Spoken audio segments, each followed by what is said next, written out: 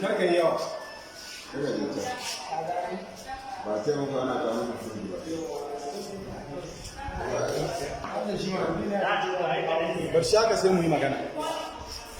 Bar shi haka hote ne a wurin. Amma da kun kawo wanda za ta yi mota. Za mu nemo mace daya, domin mana mace daya. Salamu alaikum. Ina yin sallama ga jama'a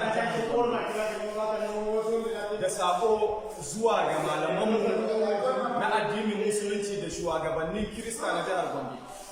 Da su ga wannan abu da mai girma gwamna yake fitowa da kwamishinansa suke cewa suna kawo wa mutane suna cin abincin naira 1,550 a duk rana. a duk rana daya A kowane a duk rana daya muna cin abincin naira 5,500 da naira 50.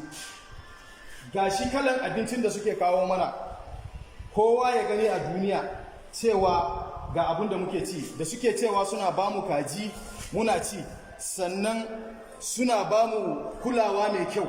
A cikin gidan nan babu drugs ko na naira 10, paracetamol karamin magani babu shi a pharmacy kwata-kwata.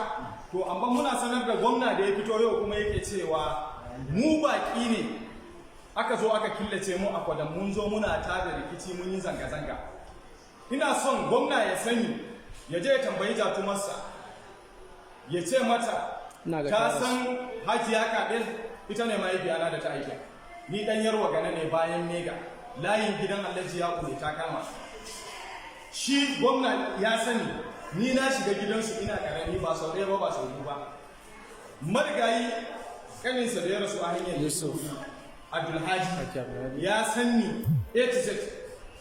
To ina sanar da shi cewa idan wakilan da ya nada su bukatunsu da kwamishinansa su samu kuɗi ne a kanmu, to mu muna sanar da gwamna cewa lokaci na zuwa da za mu kwaci 'yancinmu ko da yaya ko me za su zo mana da shi, ba za mu ji tsoron kowa ba, sabili da muna da right, mu 'yan Najeriya ne, mu 'yan jihar Gombe ne.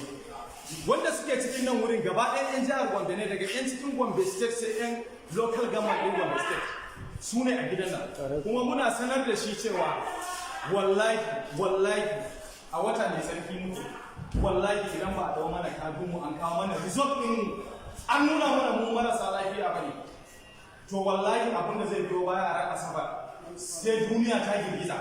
Sannan kuma muna sanar da shi cewa result ɗin nan muna son shi, in mu ba mu da lafiya a kawo mana shi, ba mu da lafiya sannan a zo a ba mu kulawa, ana mana treatment har mu samu lafiya. Sabili da mun gani a turai wanda ba su da lafiya nan ana lura da su, ana musu allura, ana ba su kulawa mai kyau, ana ingredient za a sa mutum, in allura ne, in medicine ne za a bashi ya sha, sabili da ana son garkuwar jikin sai samu lafiya. To mun ko ɗaya babu a gidan nan, ga pharmacy sannan mun ɗauka babu paracetamol karamin magani a cikin gidan nan, babu shi. To don haka muna sanar da gwamnatin Najeriya gaba ɗaya daga kan shugaban ƙasa Muhammadu Buhari ya sani cewa coronavirus babu ita a jihar Gombe. Tunda har yau babu wanda ya mutu a jihar Gombe mai ɗauke da coronavirus da muka sani, ko gidansu ko anguwansu babu shi.